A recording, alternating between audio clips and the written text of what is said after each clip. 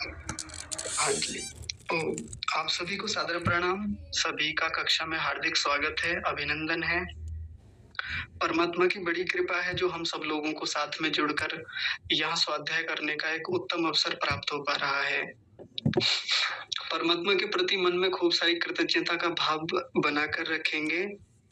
धन्यवाद करेंगे प्रभु का, जिन्होंने हमें बहुत सारी व्यवस्थाएँ दी हैं। मन, बुद्धि, चित्त, अहंकार, शरीर, इंद्रियाँ, बहुत कुछ उन्होंने हमारे कल्याण के लिए साधनों के रूप में हमें प्रदान किया है। हम सब लोग पूरा ध्यान अपनी कक्षा के विषय पर लगाए रखने का प्रयास करेंगे, जिससे कि ये विषय हमको अच्छे से समझ में आ सके। साथ ही परमात्मा से कामना करेंगे कि हे प्रभु, जिस प्रकार आपने हमें ये उत्तम साधन, ये इंद्रियाँ हमें प्रदान की हैं, ये मन दिया, अंतःकरण दिया, इन सब का हम सदुपयोग कर पाएँ, हम विषय को गहराई से समझ पाएँ, हम इस पर खूब चिंतन मनन कर पाएँ और इसे अपने व्यावहारिक जीवन का भी हिस्सा बना पाएँ, ऐसी कृपा आप हम सब पर कीजिए। हमारा स्वास्थ्य उत्तम रहे, हम मन से प्रसन्न हों, एकाग्र हों, हम गहरे विषयों को समझने के लिए उत्तम बुद्धि का प्रयोग कर सकें, ऐसी भी कृपा आप हम सब पर कीजिए। तो ऐसी उत्तम और शुद्ध भावनाओं के साथ हम सभी लोग मिलकर परमपिता परमात्मा की स्तुति, प्रार्थना और उपासना पूर्वक एक वेद मंत्र का उच्चारण करेंगे। ॐ अग्नेन यसुपथाराये अस्मान् विश्वानि देववयुनानि विद्वान् युयोध्यस्मज्जुहुराणमेनो भूयिष्ठान्ते नम उक्तिं विधेम। हे प्रभो, कार्यमिदं सफलं निर्विघ्नं सुसंपन्नं भवेत्। तो आप सभी का कक्षा में एक बार फिर से हार्दिक स्वागत है। हम सभी लोग योग दर्शन को पढ़ रहे थे, उसका स्वाध्याय कर रहे थे। योग दर्शन का प्रथम समाधिपाद हम लोग देख रहे थे और उस समाधिपाद के अंतर्गत दूसरा सूत्र योगश्चित्त वृत्ति निरोधः, इसको हमने देख लिया, काफी हद तक देख लिया था, थोड़ा-सा बचा हुआ है। जो थोड़ा-सा बचा हुआ है आज उसको पूरा कर लेते हैं। 3-4 पंक्तियाँ हैं छोटी-छोटी सी, हम उनको देख लेंगे और फिर आज जो आपके जितने भी प्रश्न हैं, हम उन प्रश्नों को लेंगे, उन पर लंबी चर्चा करेंगे। कल की कक्षा में हमने आत्मा के गुणों को देखा था इस वाली पंक्ति के माध्यम से। आत्मा कैसा होता है? कैसा होता है? अपरिणामिनी, अप्रतिसंक्रमा, दर्शित विषया, शुद्ध और अनंत, ये कुछ गुण देखे थे। और यहाँ पर एक बात की थी छोटी सी कि ये जो ऊपर जो सत्व गुण से युक्त विवेक ख्याति होती है, जो आत्मा और चित्त के बीच के भेद को स्पष्ट करती है, उसको विवेक ख्याति भी कहते हैं। वो अयम अतो, ये इस आत्मा से विपरीत होती है, भिन्न होती है। कोई उसको ये ना सोचे कि ये विवेक ख्याति भी आत्मा ही होती है या ये भी चेतना होती है, इसको भी चेतन तत्व कहेंगे। वो उससे एक भिन्न वस्तु होती है। तो आज हम उसके आगे चलते हैं, आज देखते हैं ये होता क्या है। यहाँ कह रहे हैं अतः तस्याम विरक्तम चित्तम तामपि ख्यातिम निरुणद्धि। बड़े ध्यान से देखिए, ये कह रहे हैं अतः, अतः माने इसलिए। अब यहाँ देखेंगे तामपि ख्यातिम, वो जो ख्याति है, ये वाली ख्याति, विवेक ख्याति, ये जो ख्याति होती है, ये ख्याति क्या करती है? मतलब इस ख्याति से भी विरक्तम चित्तम, इससे, इस ख्याति से भी जो विरक्त चित्त है, इससे जो हटा हुआ चित्त है, वो क्या करता है? तस्याम, तस्याम माने इस ख्याति को भी निरुणद्धि रोक देता है। कल मैंने सबसे अंत में एक बात बताई थी कि जब ये ख्याति किसी साधक को प्राप्त होती है, ये संप्रज्ञात समाधि की बहुत ऊंची स्थिति होती है, बहुत बड़ी योग्यता, बहुत बड़ी उपलब्धि होती है। जब किसी साधक को ये विवेक ख्याति प्राप्त हो जाती है, तो बाद में वो साधक क्या करता है? वो उस ख्याति को भी रोक देता है। हमारा चित्त उससे भी विरक्त हो जाता है। उसको क्या कर देता है? निरुणद्धि, रोक देता है। क्यों रोक देता है? क्योंकि ये सत्व गुण से युक्त होती है और सत्व गुण से युक्त होने के कारण वृत्ति बनी रहती है, एक वृत्ति। सत्व गुण की भी अपनी एक वृत्ति होती है, अच्छी होती है, एकाग्र अवस्था में बनी रहती है, लेकिन एक समय के बाद हमारा चित्त उससे भी विरक्त हो जाता है, ऊंचे वैराग्य की फिर प्राप्ति होती है। तो चित्त क्या करता है, उसको भी रोक देता है, उस विवेक ख्याति को भी। और फिर एक अंतिम स्थिति आती है, उसके बारे में आगे बताएंगे वो क्या होता है। तो अंतिम स्थिति आती है तद अवस्थम संस्कारोपगम भवति। तद अवस्थम, उस अवस्था में संस्कारोपगम भवति, संस्कार रहते हैं चित्त में। सारी वृत्तियां रुक गई हैं, सबको रोक दिया है चित्त ने, आत्मा ने चित्त में जितनी वृत्तियां बन रही हैं उनको रोक दिया है। और अंतिम अवस्था में बस एक चीज बचती है, वो क्या बचता है, संस्कार बचता है। आगे एक सूत्र भी आएगा इसी संस्कार के रुकने से संबंधित, तो उस पर और बात वहां होगी विस्तार से। लेकिन यहाँ भी एक संकेत दिया हम लोगों को कि जब उस विवेक ख्याति को भी चित्त रोक देता है तो वहां उस समय हमारे चित्त में संस्कार शेष रह जाते हैं। संस्कार शेषोन्य, ऐसे करके एक सूत्र आएगा आगे करके। और ऐसी जो समाधि होती है उसको निर्वीज समाधि कहा। सनिर्वीज समाधि ही, ये निर्वीज समाधि जो है ये असंप्रज्ञात समाधि को ही कहते हैं, जो चित्त की निरुद्ध अवस्था में होती है। जो लोग पहले से कक्षा में जुड़ रहे हैं वो जानते होंगे। असंप्रज्ञात, तो इस अवस्था में जो समाधि होती है जिसमें केवल संस्कार रह जाते हैं, वृत्तियां सब रुक गई हैं, उसको क्या कहा जाता है, उसका दूसरा नाम होता है निर्बीज समाधि, जिसमें बीज नहीं है। बीज का मतलब वृत्तियां नहीं है, तो उसको क्या कहा, असंप्रज्ञात समाधि। और जो एकाग्र अवस्था में समाधि होती है जिसको संप्रज्ञात समाधि कहते हैं, उसका एक दूसरा नाम होता है सबीज समाधि। सबीज, देखिए मैं नाम लिख देता हूँ यहाँ पर, सबीज। सबीज का मतलब होता है बीज सहित, उसमें बीज रहता है। बीज मतलब एक वृत्ति चलती रहती है।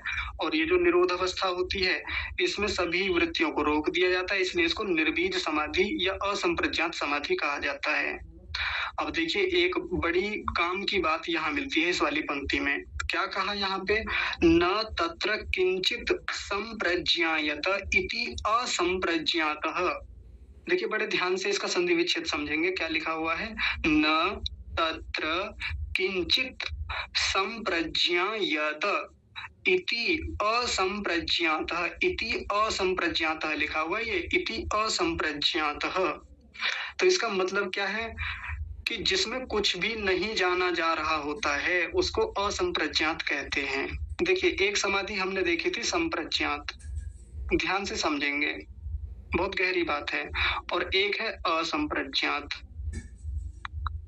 जब हमारी दूसरी या तीसरी कक्षा थी तब ये मैंने बात की थी, मैंने कहा था ये संप्रज्ञात का मतलब होता है, इसको तोड़ेंगे, सम माने होता है सम्यक रूप से, अच्छी प्रकार से, प्र का मतलब होता है प्रकर्ष रूप से यानी भरपूर, ज्ञात मतलब ज्ञान होना, बोध होना।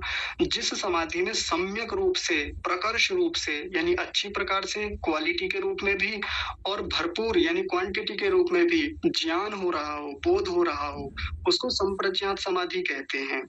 और बहुत ऊंची अवस्था होती है ये। लेकिन असंप्रज्ञात समाधि में ऐसा नहीं होता। असंप्रज्ञात समाधि में सम्यक रूप से, प्रकर्ष रूप से ज्ञान नहीं होता, लेकिन परमात्मा का तो ज्ञान होता है। इस असंप्रज्ञात समाधि में ही परमात्मा का साक्षात्कार होता है। तो फिर ऐसा इसको असंप्रज्ञात क्यों कहा? ऐसा इसलिए कहा क्योंकि ये जो ऊपर जो संप्रज्ञात अवस्था होती है, चित्त के माध्यम से इसमें जाना जा रहा होता है सम्यक रूप से, चित्त उसमें सहायक होता है। चित्त के माध्यम से सम्यक रूप से, प्रकर्ष रूप से चीजों को जाना जाता है, बोध होता है आत्मा को सब चीजों का। लेकिन इस वाली अवस्था में आत्मा जान तो रहा होता है, आत्मा को बहुत कुछ पता हो रहा होता है सीधे परमात्मा से, लेकिन चित्त के माध्यम से नहीं होता, इसलिए इसको असंप्रज्ञात कहा जाता है। देखिए यहाँ लिखा हुआ भी है, न तत्र यानी वहां नहीं होता, क्या नहीं होता, किंचित, किंचित माने बिल्कुल भी, संप्रज्ञायत ना तो सम्यक रूप से ना प्रकर्ष रूप से कोई ज्ञान नहीं होता, इसलिए इसको क्या कहते हैं, असंप्रज्ञात कहते हैं।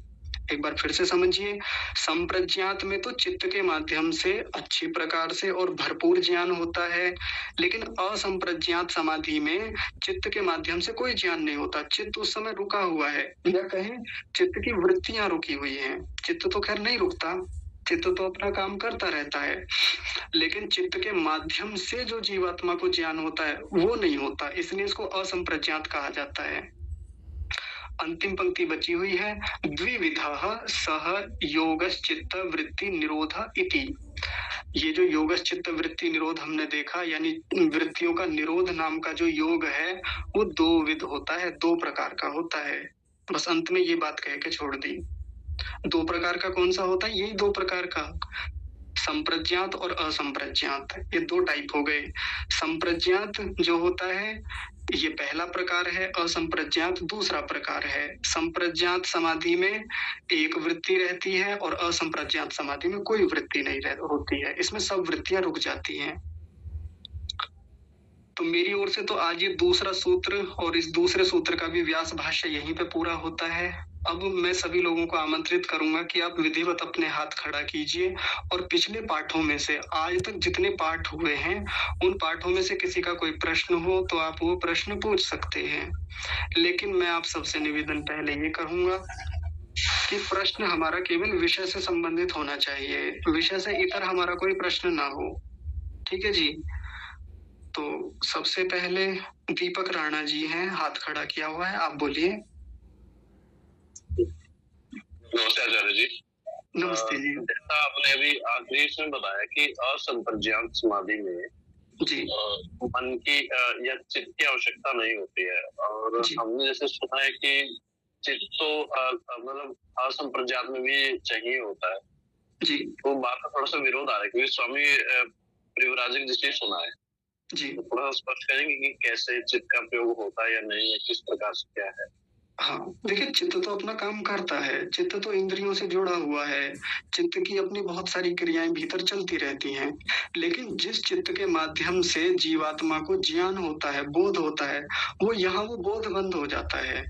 अब क्या होता है फिर इसमें? सीधे परमात्मा से ज्ञान होता है आत्मा को, सीधा प्रकर्ष रूप से, सम्यक रूप से। इससे पहले जो एकाग्र अवस्था थी या इससे पहले जो संप्रज्ञात समाधि थी उसमें चित्त की बड़ी भूमिका है। एक वृत्ति लेके चित्त चल रहा है, चित्त में केवल एक वृत्ति बनी हुई है, इसलिए उसको एकाग्र अवस्था कहा जाता है। वो संप्रज्ञात समाधि है। उसमें जीवात्मा चित्त के माध्यम से बहुत कुछ जान रहा है, लेकिन यहाँ आके चित्त की सब वृत्तियां रुक जाती हैं और अब सीधे सीधे चित्त का कोई रोल नहीं है, कोई भूमिका नहीं है। अब परमात्मा से सीधा जीवात्मा को ज्ञान होता है, लेकिन निरोध के संस्कार चित्त में बनते रहते हैं। जो निरुद्ध समाधि हुई है अब उसमें किसी भी प्रकार की कोई वृत्ति नहीं है, तो उस निरोध के भी संस्कार चित्त में बनते रहते हैं। सीधे भूमिका नहीं है ज्ञान कराने में, तो निरोध के संस्कारों का क्या उपयोग होता है? तो निरोध के जो संस्कार बन रहे हैं वो उनका उपयोग इस रूप में होता है भविष्य में निरोध समाधि लगाने में। भविष्य में जीवात्मा को निरोध समाधि लगानी है तो वो इन संस्कारों की सहायता लेके फिर से एकाग्र अवस्था को छोड़ के वो निरुद्ध अवस्था में जाता है, ऊंची अवस्था में। ये है इसका रोल चित्त का। ठीक है जी। जी हाँ जी ठीक है। अनीता गुप्ता जी आप बताइए। क्या कह रही? मेरी आवाज आ रही? हाँ जी बोलिए।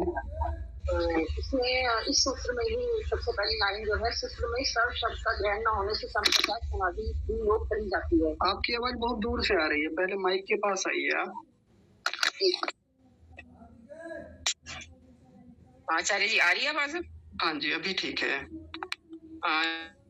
इसमें इसी सूत्र में दूसरे सूत्र में सबसे पहली लाइन जो है, सूत्र संप्रज्ञात समाधि भी योग कही जाती है। ये कुछ समझ में नहीं आ रही, ये वाली थोड़ा सा समझाएंगे? हाँ मैं अंडरलाइन कर देता हूँ। आप इस वाली पंक्ति को कह रहे हैं ना, ये वाली? हाँ जी ठीक है। देखिए इस पंक्ति में क्या कह रहे हैं, वो कह रहे हैं सर्व शब्द अग्रहणात्, अग्रहणात् लिखा हुआ है, संप्रज्ञातो अपि योग इति आख्यायते। जैसे हमारा सूत्र दिया महर्षि पतंजलि ने, ये वाला योगः चित्त वृत्ति निरोधः, चित्त की वृत्तियों का रुक जाना योग कहलाता है। यानी जहां चित्त की वृत्तियां रुक गई हैं उसको योग कहेंगे। लेकिन उन्होंने ये नहीं कहा कि चित्त की सभी वृत्तियों का रुक जाना, क्योंकि चित्त की सभी वृत्तियां तो केवल निरुद्ध अवस्था में रुकती हैं, जबकि चित्त की वृत्तियां एकाग्र अवस्था में नहीं रुकती, क्योंकि एक वृत्ति बनी हुई है उसको भी योग कहा जाता है।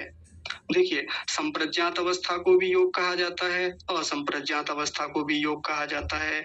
असंप्रज्ञात में तो सारी वृत्तियाँ रुक जाती हैं, संप्रज्ञात में एक वृत्ति बनी रहती है। इसलिए सर्व शब्द उन्होंने नहीं लगाया सूत्र में। तो यहाँ ऋषि कह रहे हैं कि सर्व शब्द का अग्रहण होने से, यानी सर्व शब्द को न ग्रहण करने से ये जो संप्रज्ञात समाधि होती है, ये भी योग में काउंट होती है। इसको भी योग कहा जाता है। इति आख्यायते, ऐसा कहा जाता है, ठीक है। क्योंकि एक वृत्ति बनी होती है इसमें। और सूत्र में भी उन्होंने सर्व शब्द नहीं लगाया। अगर वो सर्व शब्द लगा देते, देखिए बस उस बात को भी थोड़ा स्पष्ट कर लीजिए, अगर वो ऐसा सूत्र तैयार कर देते महर्षि पतंजलि कि योगः सर्वचित्त वृत्ति निरोधः, कि चित्त की सभी वृत्तियों का रुक जाना योग कहलाता है, तो फिर ये संप्रज्ञात समाधि को योग में काउंट नहीं करते, हम योग में लिखते ही नहीं। फिर तो केवल निरोध अवस्था को ही हम योग कह सकते थे। लेकिन यहाँ कह रहे हैं कि संप्रज्ञात समाधि को भी हम योग में लेंगे। और ये तो हम पहले से शुरू से बार बार दोहराते आ रहे हैं कि संप्रज्ञात को भी योग कहा जाता है और असंप्रज्ञात को भी योग कहा जाता है। ठीक है, धन्यवाद। हाँ जी जी। और दीप्तिका माता जी, आप बताइए। ओम नमस्ते आचार्य जी। नमस्ते जी। आचार्य जी, चित्त की भूमि और चित्त की वृत्ति, इसमें क्या अंतर आता है? हाँ, आप शुरू से हैं कक्षा में? 2 कक्षा मैंने मिस किया था, लेकिन मैंने देखा है यूट्यूब पर, जो उससे फॉलो कर। चलिए कोई बात नहीं, मैं एक बार बता देता हूँ, सभी लोगों को बात स्पष्ट हो जाएगी। चित्त की अवस्था या चित्त की भूमि एक ही बात होती है। चित्त हमारा अलग अलग स्थितियों में, अलग अलग अवस्थाओं में, अलग अलग भूमियों में रहता है। कभी वो चंचल हो जाता है, कभी वो ठहर जाता है, कभी वो बहुत मूढ़ स्थिति में आ जाता है जब उसको कोई बोध नहीं हो रहा होता है, कभी वो एकाग्र अवस्था में होता है, कभी सभी वृत्तियां रुक जाती हैं। तो ये अवस्थाएं हैं, ये सिचुएशंस हैं, अलग अलग भूमियां बता रखी हैं। ये तो हो गई भूमि, एकदम सामान्य सी बात है। जैसे जल की अवस्थाएं होती हैं, मैंने जल का उदाहरण दिया था। जल का टेम्परेचर 0 से नीचे ले आए, बर्फ बन जाता है, गर्म कर दें लिक्विड बन जाता है, उसको और गर्म कर दें 100+ डिग्री सेंटीग्रेड पे ले जाएं तो क्या बन जाता है, गैस बन जाती है, भाप बन जाती है। उसकी अलग अलग अवस्थाएं पानी की होती हैं, अलग अलग भूमियां होती हैं, उसको भी भूमि कह सकते हैं। तो ये तो हो, ऐसे ही चित्त की भूमियां भी होती हैं, क्षिप्त, मूढ़, विक्षिप्त, एकाग्र और निरुद्ध। वृत्ति एकदम अलग चीज है। वृत्ति क्या है? वृत्ति ये है जो मन में विचार चलते हैं, जो मन को बोध होता है, जो मन तक इंफॉर्मेशन पहुंचती है बाहर से किसी भी विषय की। ये भीतर भीतर एक व्यवहार चलता है, मन के भीतर चलता है ना विचार। हम बैठे हुए हैं तो किसी न किसी चीज की थॉट चलती रहती है, तो वो विचारों का जो प्रवाह है, विचारों का जो व्यापार है, आवागमन है, आ रहा है जा रहा है, उसको वृत्ति कहा जाता है। बात आई समझ में माता जी? जी जी जी। चित्त की भूमि का मतलब जो 5 स्थिति हमारा है, वो चित्त की भूमि में हम कह सकते हैं। जी बिल्कुल बिल्कुल, वो भूमि ही होती है। जी जी जी जी, धन्यवाद। हाँ जी ठीक है। मोहन लाल आर्य जी, आप बताइए। जी, मैं चित्त के संदर्भ में ही और कुछ पूछना चाह रहा था। मैं तो चित्त को ये समझता था कि चित्त में संस्कार स्टोर होते हैं, जो वृत्तियों का व्यापार जो चल रहा है मन के द्वारा, तो वो चित्त में स्टोर होते हैं। तो वो जो मैं समझ रहा था गलत है क्या? ये इसमें और अभी थोड़ा सा प्रकाश डालेंगे जी। हाँ, संस्कार बनते हैं चित्त में, अभी तो बताया था थोड़ी देर पहले भी जब पढ़ा रहे थे। तो संस्कार कैसे बनते हैं? तो संस्कार ऐसे बनते हैं, जैसे उदाहरण से समझते हैं। जैसे हमारे पास हमारा फोन है, ये फोन हमने जब खरीदा था तो एकदम खाली आया था। इसकी जो स्टोरेज थी, मान लीजिए किसी के पास 256 GB स्टोरेज वाला फोन हो, एकदम खाली होता है, कुछ नहीं होता हमारे फोन में। उसकी मेमोरी में भीतर जाके देखें तो 256 की 256 GB खाली पड़ी हुई है। लेकिन जिस दिन से हमारे हाथ में फोन आता है, हम इसमें ईमेल आईडी डालते हैं, व्हाट्सएप एक्सेस करते हैं, इंस्टॉल करते हैं, बहुत सारे एप्लीकेशन आते हैं, फिर क्या होता है, बहुत सारी चीजें आती हैं, डाटा आता है, इंफॉर्मेशन आती है, योग की भाषा में कहें तो वृत्तियां आती हैं, हमारे फोन में भी आती है ना। किसी ने फोटो भेज दी, ये एक वृत्ति हो गई, वीडियो भेज दी, ये एक वृत्ति हो गई, डाउनलोड कर ली, ये एक वृत्ति हो गई, स्टोरेज भरता जा रहा है। तो भीतर जाकर फोन के सर्वर में, फोन की स्टोरेज में डाटा बिट्स के रूप में भीतर जाके इकट्ठा होता रहता है, बिट्स के रूप में। बिट्स एक छोटी इकाई होती है डाटा की, सबसे छोटी इकाई, उसके रूप में जाके इकट्ठा हो रहा है। तो जिस रूप में जाके वो इकट्ठा हो रहा है, वहां उसकी छाप बन रही है भीतर जाके, जहां वो इकट्ठा होता है अंदर हमारे फोन की स्टोरेज में, अंदर इसका जो अपना मदरबोर्ड है वहां पे, तो वो संस्कार के रूप में उपस्थित रहता है वहां पे। अब जब हमको कोई इमेज चाहिए फोन में से, हम गैलरी में जाते हैं, जाके देख लेते हैं। ऐसा थोड़ी कि सारी इमेज एक साथ खुल के आ जाती हैं। जो इमेज हमको देखनी है उसी तत्व संबंधित फोल्डर में जाते हैं, जाके उस फाइल को देख लेते हैं।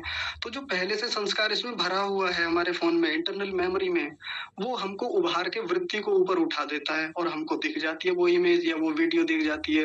कोई ऑडियो हो, ऑडियो मिल जाती है, पीडीएफ फाइल या जो भी जेपीजी फाइल कुछ भी हो, सब मिल जाती है हमको।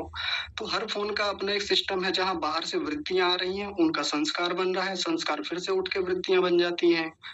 कभी भी देख लेते हैं हम कोई भी इमेज, वही काम मन में होता है।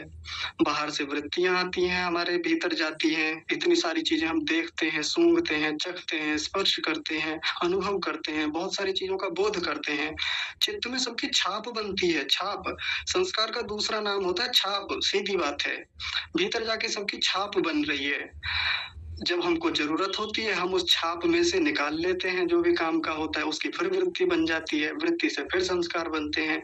ये साइकिल चलती रहती है, ये क्रम चलता रहता है ऐसे ही। आगे खोलेंगे इस बात को, अभी और विस्तार से आगे देखा जाएगा ये वृत्तियों और संस्कारों का बनना कैसे काम करता है, संस्कार भीतर से उठ के कैसे आते हैं, उठाया कैसे जाता है, संस्कार होते कितने प्रकार के हैं, इनको भी आगे समझेंगे, आएगा ये विषय। ठीक है जी। आचार्य जी, मैं जो ये समझ रहा था कि चित्त में संस्कार स्टोर होते हैं, इकट्ठे होते रहते हैं, और उनको जब वो चाहता है मन, तब उसमें से किसी को उठा लेता है। तो वो मेरा सोचना गलत था, वो मेरा जो विचार था वो गलत था क्या? नहीं, देखिए, मन नहीं उठाता, मन तो जड़ वस्तु है, मन अपने आप से नहीं उठाता। ये तो जब आलंबन मिलता है मन को तब उठाता है। कैसे? मैं एक उदाहरण से बात को समझाता हूँ। ऐसे उठाता है जैसे मान लीजिए किसी व्यक्ति को हमने 10 साल पहले देखा था, उससे बातें हुई थी हमारी, उसका रूप, रंग, आकार, प्रकार, उसकी ऊंचाई, लंबाई, नीचाई, सब कुछ हमारे भीतर अब वृत्ति के रूप में चला गया, संस्कार बन गया कि हमें वो व्यक्ति ऐसा है, उसका ऐसा वास्तविक स्वरूप है, इमेज बन गई भीतर जाके, संस्कार बन गया। अब अचानक से तो वो उठेगा नहीं, या तो मैं खुद उसकी स्मृति उठाऊं, खुद उसको याद करूं, उसकी मेमोरी को उठाऊं कि यार वो कैसा था, वो आदमी, ध्यान नहीं आ रहा कैसा था, तो मैं सोचूंगा। ये हो गया स्वयं से संस्कारों को उठाना, आत्मा खुद उठा रहा है उस संस्कार को, तो एक इमेज बन जाती है भीतर ही भीतर हमारी। एक होता है आलंबन मिलके संस्कार उठाना। आलंबन मिलके कैसे संस्कार उठते हैं? वो व्यक्ति अचानक से दिख जाए, उस व्यक्ति का कहीं फोटो दिख जाए, दिखा, अचानक से वो संस्कार खड़े हो गए, अरे ये तो वही व्यक्ति है जो 10 साल पहले देखा था, अरे ये तो वही व्यक्ति है जो उस दिन मिला था। तो संस्कार इन 2-3 प्रकारों से उठते रहते हैं। या तो आत्मा स्वयं उठाता है, या आलंबन मिल जाए, बाहर से सहारा मिल जाए, वो वस्तु फिर से सामने आके उपस्थित हो जाए, तो फिर वो संस्कार भीतर से उठ के सामने आ जाते हैं हमारे। ठीक है जी। जी, तो अभी जैसे आलंबन आपने बताया, तो आलंबन में ये जैसे मान लो मुझे रसगुल्ला खाने का ज्यादा शौक है, रुचि है, तो उसका संस्कार मेरे चित्त पे पड़ा हुआ है, और जहाँ रसगुल्ला मुझे खाई जाएगा तो फिर वो आलंबन आ गया, तो वहीं से फिर मुझे अरे भाई ये तो खाना चाहिए। जी, ऐसा समझे? हाँ, बिल्कुल बिल्कुल ऐसा ही समझ सकते हैं। अलग अलग विषयों में ऐसे ही संस्कार उठते हैं आलंबनों के आधार पे। बहुत बढ़िया। अभी और विस्तार से बात करेंगे संस्कारों के बारे में, जब संस्कारों का प्रकरण आएगा खूब विस्तार से डेली लाइफ के एग्जाम्पल से हम इन चीजों को देखेंगे, कैसे काम करते हैं, नुकसान कैसे करते हैं हमारा और लाभ कैसे करते हैं। संस्कारों का लाभ भी बहुत है और हानियां भी बहुत है, उनको सबको समझेंगे। जी अच्छा, एक निवेदन और है कि कल रविवार और जो आपने ये सूत्र पढ़ाए हैं 2 सूत्र, इनका प्रैक्टिकल हो जाए। जब भी आप उचित समझें, श्रोता उचित समझें, समय को प्रातः जैसे भी उचित समझें वो निर्धारण कर लें और इसका प्रैक्टिकल हो जाए, यानी ध्यान लगाएं। इसमें सब विचार 195 सूत्रों में से अभी 2 ही हुए हैं, अभी क्या प्रैक्टिकल होगा। तो प्रैक्टिकल की भी अपनी एक आएगी स्थिति, जब सब लोगों के भीतर एक ज्ञान होगा, एक थ्योरी होगी सबके चित्त में, तब इस पर खूब प्रैक्टिकल होंगे। आप खूब खुद कराएंगे और भी अभ्यास कराने के लिए और भी लोग हैं, लेकिन उसके लिए थोड़ा समय की प्रतीक्षा करनी होगी। जी ठीक है, धन्यवाद। हाँ जी ठीक है। BS चौधरी जी, आपने हाथ खड़ा किया हुआ है, आप बोलिए। आचार्य जी नमस्ते। नमस्ते जी। आचार्य जी, मेरी शंका है कि ये जो पंक्ति है, सत्व गुणात्मिका चय में तो विपरीता विवेक ख्याति जी, तो विवेक ख्याति तो जब आत्मा और चित्त का भेद मालूम हो जाता है जी, ये किसको मालूम होता है आर्य जी? ये आत्मा को ही तो होता है, ये बोध आत्मा को ही होता है। इसमें आत्मा और चित्त का भेद बताया ना, तो आत्मा को मतलब अपने में और चित्त में भेद मालूम होता है। हाँ, आत्मा को ही बोध होता है, चित्त को बोध नहीं होता। चित्त तो कराने वाला है, बोध कराने वाला। चित्त यहाँ पे साधन है। और मजे की बात देखिए, चित्त अपने और आत्मा के बीच का खुद का भेद कराता है कि मैं अलग हूँ और आत्मा तुम अलग हो। ये भेद खुद यही कराता है। ये परमात्मा ने बड़ी गजब की व्यवस्था दी है। लेकिन बोध तो आत्मा ही को होता है, क्योंकि उसको दर्शक विषय कहा ना, क्योंकि वो देखने वाला है, उसी के लिए विषय दिखाए जाते हैं। तो आचार्य जी, ये चय में तो विपरीता जी, तो ये दोनों शब्द का विपरीत ही मतलब होता है, चय में तो का कुछ और अर्थ होता है। च अयम अतो कहा गया, रुक जाइए मैं थोड़ा निकाल लेता हूँ तो सबको दिख जाएगा। ये च अयम अतो विपरीता, इसका मतलब है च माने और, अयम अतो माने यह जो विवेक ख्याति है। ये अयम अतो विवेक ख्याति के लिए कहा। यह जो विवेक ख्याति है ये किससे विपरीत है? इस ऊपर जो चिति शक्ति की बात की गई, इससे विपरीत है। और ये विवेक ख्याति कैसी होती है? सत्व गुणात्मिका, ये सत्व गुण से युक्त होती है ये। आचार्य जी, अयतों का क्या अर्थ हुआ? अतो का जो, यह जो, अयम अतो, यह जो, ऐसा। यह है जो। हाँ जी, हाँ जी जी। आचार्य जी, एक और प्रश्न पूछ सकता हूँ? हाँ जी जी, बताइए। अभी जो मोहनलाल जी चित्त के स्टोर के बारे में बात कर रहे थे, उसी में मेरी एक शंका है आचार्य जी। हाँ जी। कि अभी जब पढ़ा रहे हैं, कहीं पर मन शब्द इस्तेमाल हुआ, कहीं पर चित्त शब्द इस्तेमाल हुआ। हाँ जी। दोनों पर्यायवाची हैं जी। तो मन और चित्त में हम कहाँ किसको इस्तेमाल करेंगे? क्या कुछ थोड़ा बहुत भेद होता है दोनों में? हाँ, भेद होता है, लेकिन अभी वो रखना सही नहीं है, क्योंकि लोगों को कंफ्यूजन हो जाएगा। क्योंकि जब अंतःकरण चतुष्टय की बात होती है तो उसमें मन, बुद्धि, चित्त और अहंकार 4 चीजें होती हैं। मन, बुद्धि, चित्त, वहां दोनों को अलग अलग काउंट किया गया है। लेकिन यहाँ मन भी आएगा शब्द, चित्त भी आएगा, तो क्या ये 2 अलग अलग चीजें हैं ना? यहाँ पर दोनों का एक संयुक्त स्वरूप है। संयुक्त रूप में उसको एक ही नाम दे दिया गया, चित्त, जहाँ मन भी है और चित्त भी है। चित्त वो चीज होती है जिसमें संस्कार इकट्ठे होते हैं, जिसमें वृत्तियां जाके स्टोर हो रही हैं। और मन वो है जो तर्क करता है, जो चिंतन करता है, सोचता है, मंथन करता है, विचार करता है। उन दोनों का जो मिला जुला रूप है, ऐसा कह सकते हैं, उनका जो पेयर है, जोड़ा है, उसको एक ही नाम दे दिया गया, चित्त का नाम। हाँ जी। आचार्य जी, एक और है, यहाँ हमें ज्ञान का तो वो हुआ कि ज्ञान से ये हमारी जो है, जो वृत्ति है चित्त में, वहाँ ज्ञान का प्रयोग होता है। आचार्य जी, क्या इसमें कोई बुद्धि का भी काम होता है? हाँ, बुद्धि का काम होता है जी। बुद्धि का कार्य अलग है, आगे देखेंगे उसको और समझेंगे, बुद्धि की भी बात आगे आएगी। बुद्धि का एक अलग कार्य है। अभी तो बुद्धि की सीधे सीधे भूमिका नहीं है कुछ भी इस प्रक्रिया में, लेकिन बहुत भूमिका होती है, वो आगे समझेंगे उसको। आचार्य, धन्यवाद। हाँ जी, ठीक है। आगे उषा माता जी आप बताइए। जी आचार्य जी, ये जो तीसरा पैराग्राफ है, तदेव रजोलेशमलापेतम स्वरूप, इसका पूरी लाइन का ही मुझे कुछ समझ नहीं आ रहा। हाँ जी, देखिए तदेव शब्द का मतलब होता है वह जो चित्त है। कौन सा चित्त, आप बताइए कौन से चित्त के ऊपर से बात चली आ रही है?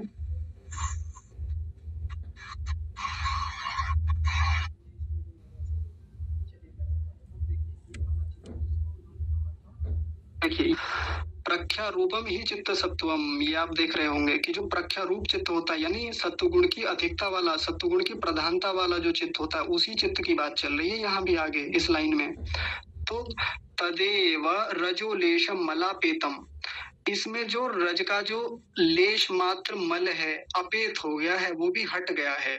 क्योंकि इससे पहली अवस्था पे जाएंगे, ठीक पहले वाले जो स्थिति थी उसमें क्या था, उसमें ये तो हट गया था, ये मोह आवरण यानी तमोगुण हट गया था, लेकिन रजोगुण थोड़ा सा बचा हुआ था। लेकिन यहाँ इस स्थिति में आके ये वाली जो है, इसमें वो जो रजोगुण थोड़ा सा बचा हुआ था, रजोगुण का लेश, लेश यानी थोड़ा सा हिस्सा बचा हुआ था, वो अपेत हो गया। अपेत मतलब हट गया है वो भी अब। तो अब कैसा हो जाएगा वो चित्त, सत्व गुण की अधिकता वाला ही हो जाएगा। स्वरूप प्रतिष्ठम कहा उसके लिए, अब वो अपने स्वरूप में प्रतिष्ठित होता है, यानी अब पूरे उभार पे होता है सत्व गुण, अब चीजों का बड़ी जल्दी बोध करा देगा ऐसा चित्त। तो फिर ऐसा चित्त क्या करता है, एक बड़ी उपलब्धि को देता है वो चित्त। उसके लिए ये लाइन दी, सत्व गुण सत्व पुरुष अन्यता ख्याति मात्रम, ऐसा चित्त सत्व पुरुष अन्यता ख्याति को प्राप्त कराने वाला होता है। ये सत्व पुरुष अन्यता ख्याति क्या होती है, सत्व यानी मन यानी चित्त, और पुरुष यानी आत्मा, यानी चित्त और आत्मा की अन्यता यानी भिन्नता, ख्याति यानी ज्ञान। आत्मा और मन के बीच का जो भेद है, जो अंतर है, उनके व्यवहारों में, उनकी क्रियाओं में, उनके जो अंतर को ज्ञान कराने वाला है, उसको सत्पुरुष अन्यता ख्याति कहते हैं। इसका बोध होता है वहां पे जाके, और ये बहुत बड़ी उपलब्धि है किसी भी आत्मा के लिए या किसी भी चित्त के लिए।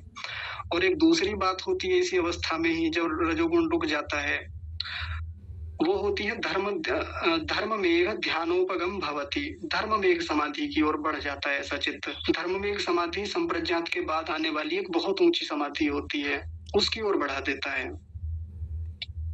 ठीक है माता जी। धर्म में नोपगम समाधि असंप्रज्ञात के बाद आएगी।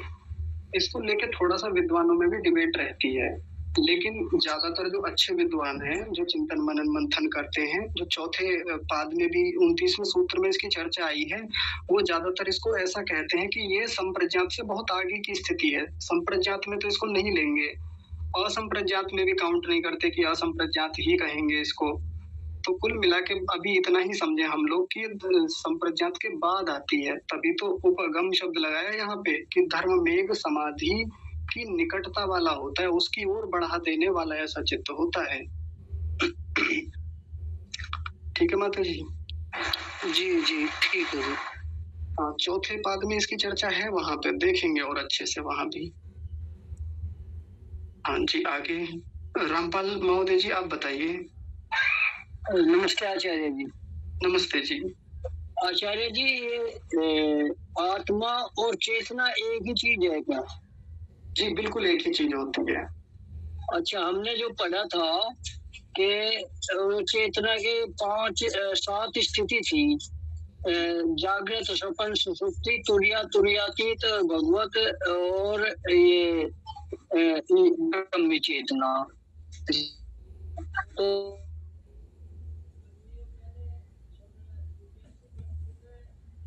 इसमें योगी का योग का कोर्स किया था, जिसमें पढ़ा था।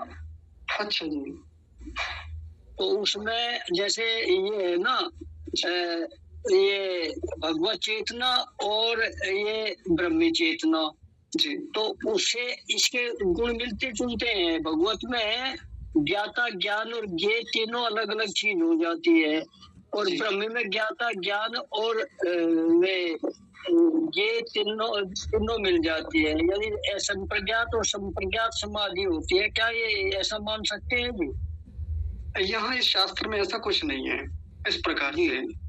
तो जो आप बात बता रहे हैं, यदि उसका सीधा कोई प्रमाण हो तो फिर उस पर बात हो, आप यदि किसी शास्त्र का प्रमाण दें। तो फिर मैं देख के उस पर बता सकता हूँ आपको, यहाँ का विषय नहीं है ये अभी। अच्छा, ये मतलब ये चित्त की स्थिति ये निरुद्ध उससे नहीं कंपेयर कर सकते हैं।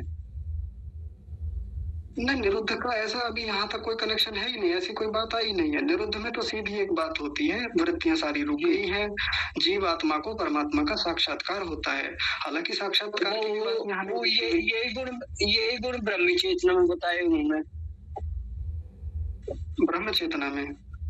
हाँ जी, अब हो सकता है, देखिए अभी तक यहाँ देखने में नहीं आया, तो आगे कभी आएगा तो और कहीं किसी शास्त्र में मिलेगा तो आप मुझे बताइएगा, फिर उस पर बात करेंगे। जी ठीक है आचार्य, धन्यवाद आचार्य। हाँ जी, सुंदरा माता जी आप बताइए। सुंदरा माता जी। ओम नमस्ते आचार्य जी। नमस्ते माता जी। आचार्य जी, मैं मजबूर थी, बाहर थी और पता नहीं चल पाया, तो मैं वरना ऐसे लेट नहीं होती। घर में मैंने बताया था ना, परिस्थिति थोड़ी सी प्रतिकूल है अभी जी। ये तो आप वो भेजने का कष्ट करें ऑडियो। धन्यवाद।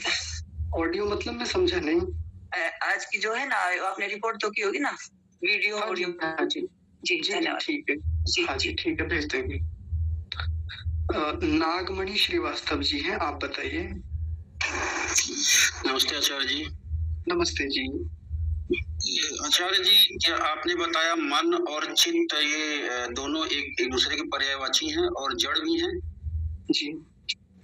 तो जिस प्रकार से बाइक हम चलाते हैं, तो बाइक भी जड़ वस्तु हुई, उस पर हम पूरी कंट्रोल कर पाते हैं, तो मन पे क्यों नहीं कर पाते? इसका कंट्रोल करने का क्या तरीका है? करते तो हैं। अब जैसे मान लीजिए एक व्यक्ति को मैंने बाइक छोड़िए, मैं थोड़ा दूसरा उदाहरण लेता हूँ। एक स्वचालित गाड़ी है, 4 व्हीलर है, अपने आप चलती है। अपने आप चलने का मतलब स्टार्ट कर दिया एक बार उसको, तो फिर वो एक बार स्टार्ट करके छोड़ दिया तो चलती चली जाएगी आगे को। एक बच्चे को बिठा दिया मैंने उसमें, छोटे से बच्चे को, 4-5 साल का बच्चा है, स्टीयरिंग हाथ में दे दिया, मैंने कहा करो कंट्रोल अभी से। तो अब उस पे कंट्रोल हो नहीं रही है, क्यों? क्योंकि आती नहीं है कंट्रोल करनी, उसको पता ही नहीं है कि ब्रेक कहाँ पर है या वो क्लच कहाँ पर है, कैसे उसको नियंत्रित किया जाएगा, रेस को कम कैसे किया जाएगा, ये नहीं पता उसको। तो पहले क्या करना पड़ेगा? पहले बच्चा बड़ा तो हो, पहले बच्चा समझदार तो हो, एक वयस्क स्थिति में तो जाए, जब उसको लाइसेंस भी मिले चलाने का, लाइसेंस ना भी मिले कम से कम मैच्योर हो जाए कि हाँ जी अब सीख सकता है। तब उसको बताया जाएगा कि पहले क्लच और ये जो ब्रेक है इसको साथ साथ प्रेस किया जाएगा, दबाया जाएगा, पांव से पुश किया जाएगा। बता दिया, निर्देश दे दिए, बच्चा समझदार हो गया। अब उसको गाड़ी चालू करके दे दी और छोड़ दी एकदम चलती हुई, कंट्रोल कर लेगा थोड़ी सी देर में ही, क्योंकि गाड़ी जड़ वस्तु है, अपने आप भी चलती है और चलानी भी पड़ती है, रोकनी भी पड़ती है, नियंत्रण भी किया जा सकता है और अनियंत्रित भी हो जाती है जब ना करें उसको नियंत्रित। वैसा ही मामला मन का है, मन भी जड़ वस्तु है, नियंत्रित नहीं करेंगे तो अनियंत्रित तो हो ही रहा है मन। अब कैसे होगा नियंत्रित? तो पहले सीखे तो इसको चलाना, पहले इसके फंक्शंस को तो जाने, फीचर्स को तो जाने, कैसे काम करता है, कैसे चलता है, और फंक्शंस को ही जान रहे हैं पिछले 8-10 मिनट से हम। जी आचार्य जी, पूरा जब तक योग दर्शन नहीं पढ़ेंगे तब तक ये नहीं समझ में आएगा पूरा? हाँ बिल्कुल, ऐसा कह सकते हैं। पर हाँ, फिर भी कुछ दिनों तक, अगले 1-2 महीनों तक बहुत बातें समझ में आ जाएंगी इसकी।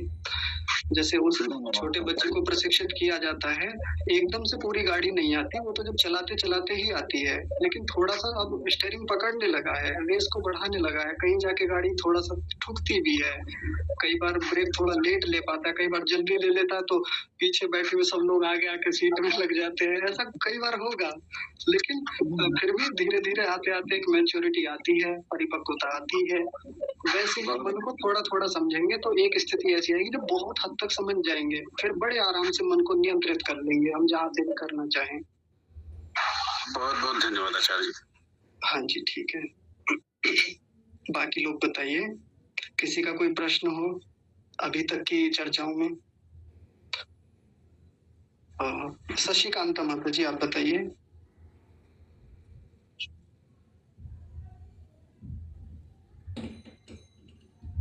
जी माता जी, माइक खोलिए। आचार्य जी, मेरा एक क्वेश्चन था। जैसे मैं समाधि में बैठने की कोशिश करती हूँ, ध्यान लगाने की, उसमें जैसे सांसों पे ध्यान लगाती हूँ, जी, तो अनबैलेंस से हो जाते हैं, जैसे जल्दी जल्दी से रुकने से लग गए, जब परेशान से नहीं हो जाते, जैसे क्यों ऐसे किस लिए होता है? ऐसे ही होता है जैसे उस बच्चे को बिठा दिया था गाड़ी में, थोड़ा सा 8-10 साल का बच्चा हुआ, गाड़ी में बिठा दिया, पता ही नहीं है कि ये इसमें क्लच कौन सी है या फिर वो गियर कौन सा है या ब्रेक कौन सा है। कभी दबाता है, कभी गियर दब जाता है, कभी मतलब गियर को आगे पीछे कर देता है, कभी क्लच दब जाती है, कभी ब्रेक दब जाता है, तो गाड़ी कभी झटके लेती है, कभी ठुक जाती है कहीं, कभी चलती नहीं है। रेस दिए जा रहा है लगातार, पहले गियर में ही तो इतनी तेज आवाज कर रही है, आगे पीछे हो रही है। तो पीछे बैठे वाले कह रहे हैं ये क्या हो रहा है भाई, चलानी नहीं आती क्या? कहा जी हाँ भी आती नहीं, अभी सीख रहे हैं। तो सीख रहे हैं आप भी, अभी जानते ही नहीं है गाड़ी को चलाना, जैसे वो बच्चा नहीं जानता। तो पहले अभी समझेंगे चीजों को। अभी तक हमें किसी ने उलझा रखा है कि आइए मैं आपको शिविर करा देता हूँ, आइए हम आपको ध्यान करा देते हैं, आइए हम रुकिए रुकिए रुकिए रुकिए। अच्छा, आपका कहने का मतलब शुरू में ऐसे ही होता है? हाँ, रुकी तो सही, पूरी बातें हो जाए। हम किसी शिविर में चले जाते हैं, कोई ध्यान सेशन अटेंड करते हैं। शशिकांता माता जी, आप म्यूट रखिए थोड़ी देर के लिए, डिस्टर्ब होता है आवाज यहाँ से। आचार्य नमस्ते। माता जी मेरी बात पूरी हो जाए, आप सुन लीजिए बस थोड़ी सी। अच्छा जी हाँ, तो अब हम कई बार किसी भी ध्यान शिविर में चले जाते हैं, कहीं भी ध्यान लगवा रहे हैं, टीवी पे ध्यान लगवा रहे हैं, ऑनलाइन कक्षाओं में ध्यान लगवाने वाले आजकल खूब मिल जाएंगे कि आइए हम 10 दिन का शिविर कर रहे हैं, आइए हम 7 दिन का शिविर कर रहे हैं, आ जाइए यहाँ पे ध्यान लगा लीजिए। और ध्यान लगता भी है, ऐसी बात नहीं कि नहीं लगता, अच्छा लगता है हमको कि देखो कितने योग्य व्यक्ति हैं, इन्होंने ध्यान लगवाया था। हम वहाँ आश्रम में गए थे, वहाँ बड़ा अच्छा ध्यान लगा था, 6-7 दिन तक रहे थे, 1 महीने का शिविर हुआ था, बहुत अच्छा ध्यान लगा था। लेकिन जब से वहां से आए हैं घर पे, वैसा ध्यान लगता ही नहीं है। खूब प्रयास करते हैं, उन्होंने सांसों पे ध्यान लगाना बताया था, उन्होंने प्राणायाम करवाए थे, उन्होंने प्रत्याहार का बड़ा अच्छा अभ्यास बताया था कि ऐसे ऐसे कर लो, ध्यान लग जाएगा आपका। आप ना यहाँ ध्यान लगाओ, यहाँ माथे पर, बीच में, आज्ञा चक्र पे, आप ब्रह्मरंध्र में ध्यान लगाओ, आप ना हृदय प्रदेश में ध्यान लगाओ, आत्मा पे जहाँ आत्मा रहता है। आप ना सामने एक बिंदु बना लो दीवार पे, वहां ध्यान लगाओ। आप सामने एक मोमबत्ती जला लो, दीपक जला लो, वहां ध्यान लगाओ। और ऐसे ध्यान करवाने वाले आपको कदम कदम पे मिल जाएंगे। लेकिन एक भी व्यक्ति ऐसा नहीं मिलेगा जो पहले ये तो समझाए भी ये ध्यान होता क्या है, ये मन होता क्या है। मन के पहले बेसिक फंक्शंस पे तो बात हो, फीचर्स पे तो बात हो, मन काम कैसे करता है, मन के व्यवहार क्या है, मन की वृत्तियां क्या हैं, ये वृत्तियां कैसे काम करती हैं, मन की भूमियां क्या हैं, संस्कार कैसे काम करते हैं, संस्कार कैसे उठ के आ जाते हैं ध्यान में, उनको कैसे रोका जाएगा, इस पर तो कोई बात नहीं करता कभी भी। अगर उस पर पहले बात हो, समझाया जाए, जैसे एक बच्चे को 8, 10, 12, 14, 15 साल के बच्चे को गाड़ी हाथ में देके समझाया जाता है पहले कि देखो यहाँ इधर से ये स्टेयरिंग ऐसे घुमाएंगे, ऐसे चलाएंगे, ये लेफ्ट हैंड साइड पे ये आपका गियर है, इधर को दबाएंगे पहला लगेगा, इधर को चलाएंगे दूसरा लगेगा। ये बताए बिना पहले दिन बिठा दे बच्चे को कि अरे बैठो मैं सिखा दूंगा। ऐसे थोड़ी गाड़ी सिखाई जाती है। गाड़ी सिखाने के लिए पहले बच्चे को वो बेसिक फंक्शन सिखाए जाते हैं गाड़ी के, समझाया जाता है कि ये होता है जी, ऐसे ऐसे। धीरे धीरे चलाते चलाते फिर सीखता है, अभ्यास करता है। तो एक्सीडेंट भी होता है, कई बार दुर्घटनाएं हो जाती हैं, लेकिन फिर भी सीखता तो है आगे चल के। लेकिन ज्यादातर ध्यान कराने की प्रक्रियाओं में ये बड़ी खराब बात होती है कि सीधे ध्यान कराते हैं, यानी सीधे प्रैक्टिकल कराते हैं। पहले थ्योरी तो हो हमारे पास। ठीक है माता जी, थोड़ी सी प्रतीक्षा कर लें, आप भी थोड़ा देख लें। और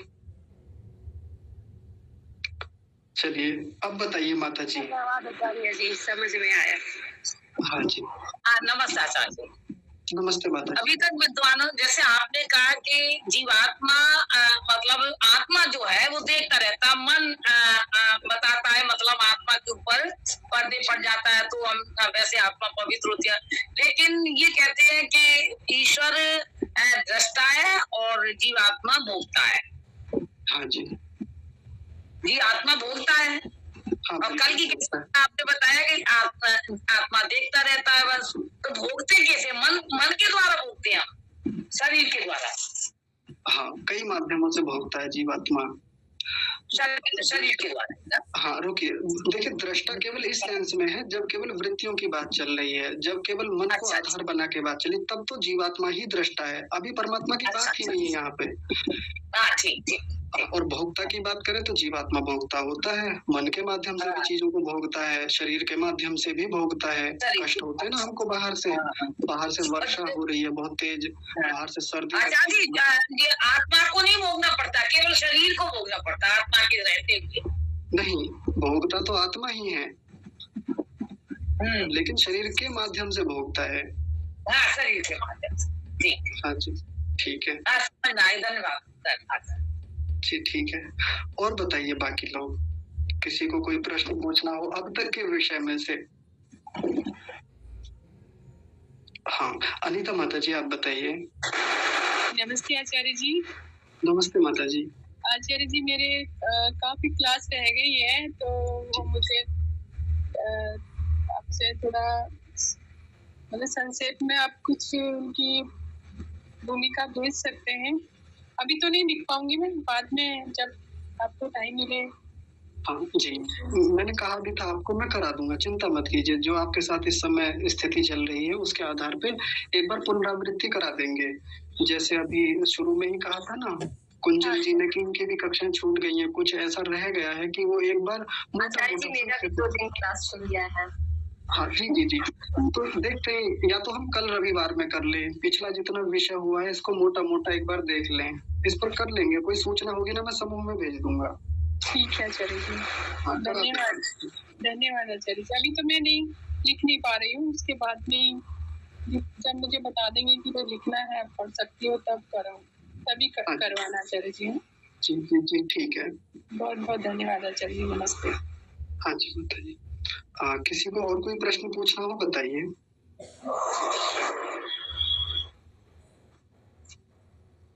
देखिए, यदि आप लोग प्रश्न नहीं पूछेंगे ना तो मेरे मन में सीधी सी एक बात आएगी कि आपके सब प्रश्न क्लियर हैं, मतलब आपको सारे कंसेप्ट अभी तक सब समझ में आ गए हैं, और फिर जब मैं पूछूंगा तो फिर आपको बताना पड़ेगा, और आप नहीं बताएंगे तो उसका सीधा सा तात्पर्य ये है कि फिर ठीक से नहीं पढ़ा है। मेरी ओर से तो पूरा प्रयास रहा है चीजों को सरल करके, उदाहरणों से और सरल भाषा में समझाने का, तो फिर आप भी बताइएगा। आचार्य जी, आप एक बात और बताइए आप हमको, तो ये कष्ट और दुख ये आत्मा को होते हैं? हाँ जी बिल्कुल। अच्छा, एक शरीर के रहते हैं। हाँ, एक उदाहरण से समझते हैं। किसी की मृत्यु हो गई, म्यूट कर लीजिए बस, आप मैं पूरी बता देता हूँ आपको बात। एक व्यक्ति की मृत्यु हो गई, आत्मा निकल के चला गया है।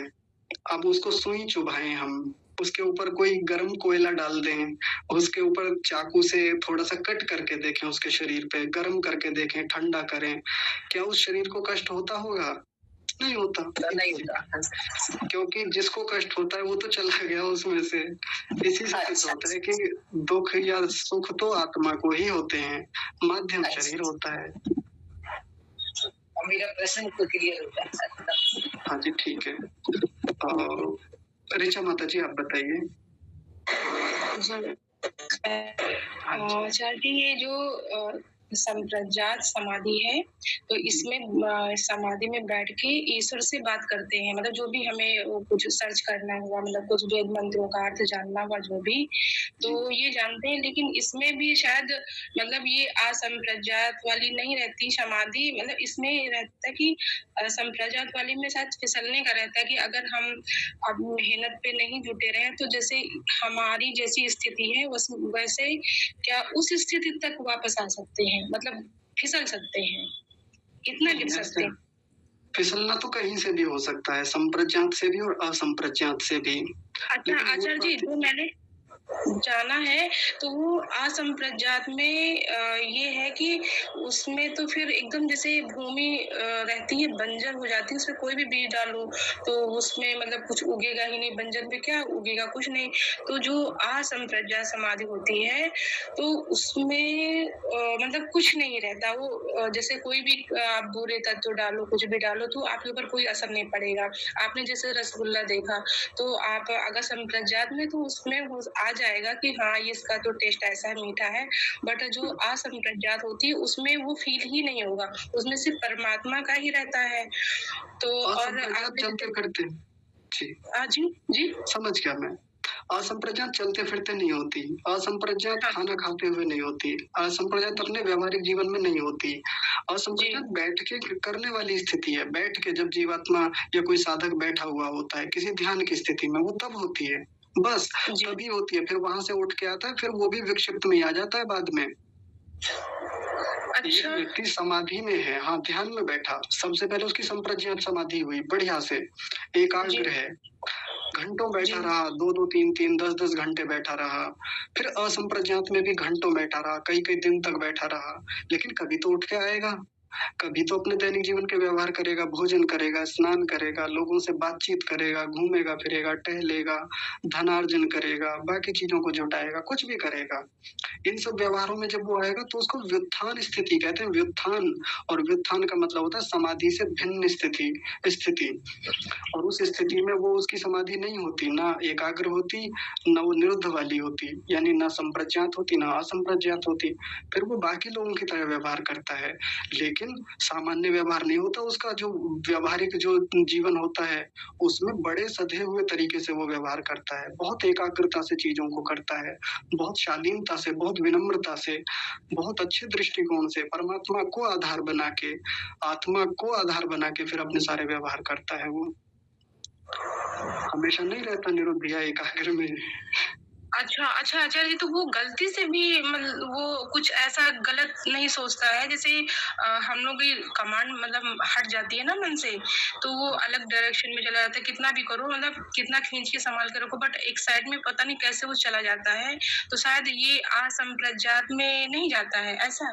हाँ बिल्कुल, उसकी प्रॉपर कमांड होती है वो, और वो इतनी आसानी से थोड़ी आती है, उसने पहले बहुत अरे नहीं, वो तो अरे उसमें तो पता नहीं कितने जन्म लग जाते हैं।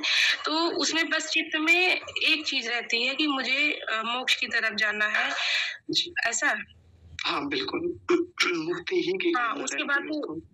उसके बाद उसे मोक्ष मिलता ही है। तो क्या उसमें वो अपने हिसाब से, मतलब अपने इच्छा से अपना शरीर छोड़ सकता है? जैसे भगवान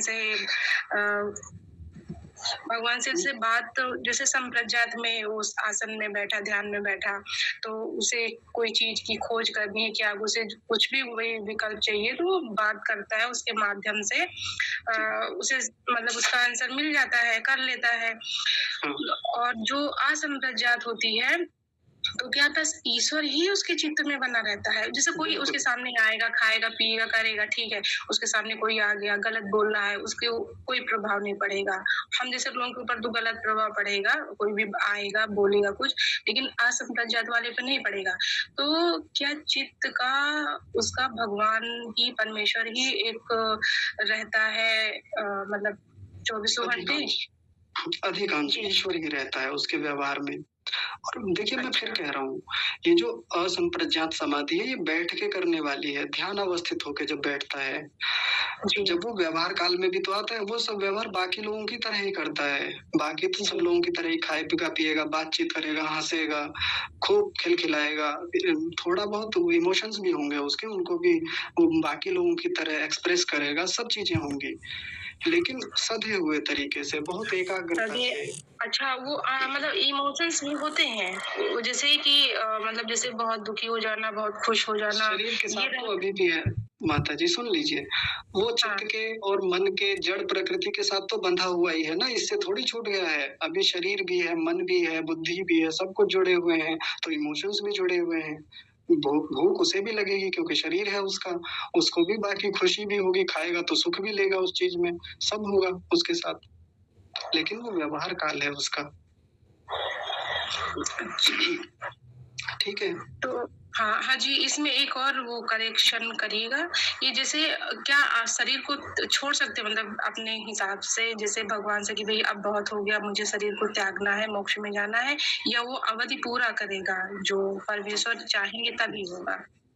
जी वैसे ये बहुत बाद की बातें हैं, अभी इतनी लंबी बातें, इतनी दूर की बातें इतना ना सोचे।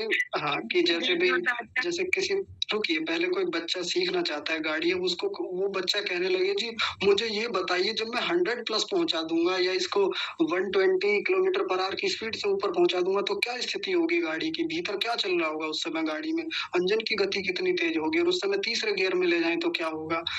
तो बच्चे को समझाया जाता है कि वो बहुत बात की बात है, पहले गियर में तो चलाना सीखिए, अभी शुरुआत तो कीजिए इधर से, वो बहुत बात की बातें हैं। और वो तीसरे पाद में जाके वो बातें भी आएंगी कि जीवात्मा कैसे अपना शरीर छोड़ सकता है, छोड़ देता है, दूसरों के शरीर में प्रवेश कर जाता है, वो भी उपलब्धियां होती हैं। लेकिन आप फिर इस पे भी प्रश्न करेंगे ऐसा होता है क्या, ऐसा हो सकता है क्या, तो वो तीसरे पाद की बात है, बहुत आगे की बात है, उन पर भी चर्चा बाद में करेंगे। जी बहुत बहुत धन्यवाद।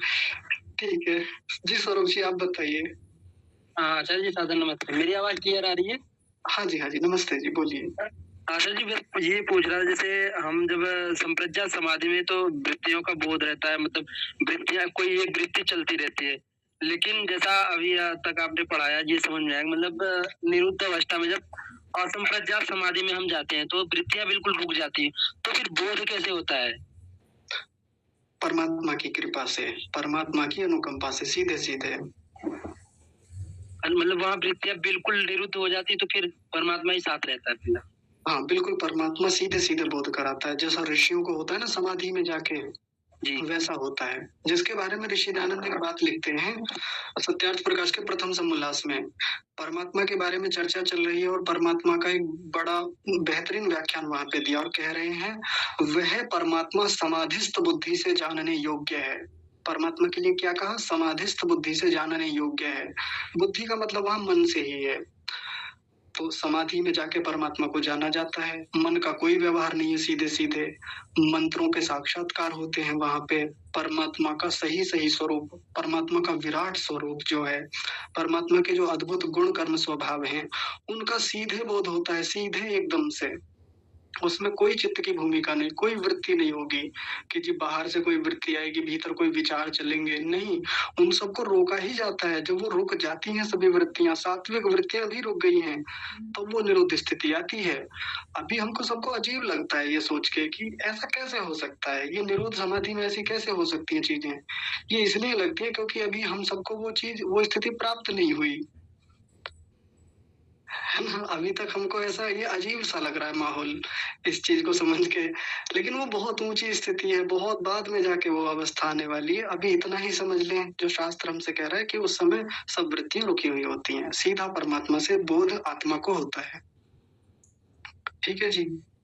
जी आचार्य समझ आया। आचार्य बस यही समझ में आया अभी तक, मतलब वो मन में अभी भी एक वो संचय सा होता है ना, सवाल सी अभी भी मतलब वो खड़ी कर रही है कि मतलब जैसा आपने बताया ना, मतलब कि जब व्यक्ति असंप्रज्ञात समाधि में जाता है तो वृत्तियां सारी की सारी रुक जाती है, फिर ये समझ में नहीं आ रहा बोध कहाँ से होता है।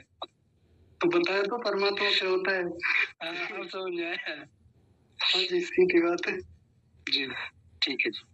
हाँ जी, चलिए जी भैया आप आचार्य जी अभी तक तो बस किताबी नॉलेज हुई है, महसूस कुछ नहीं हुआ।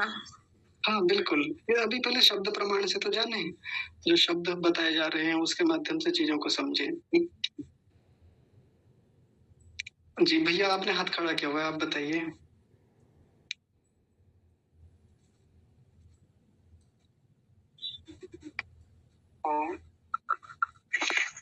जी हाँ जी बोलिए।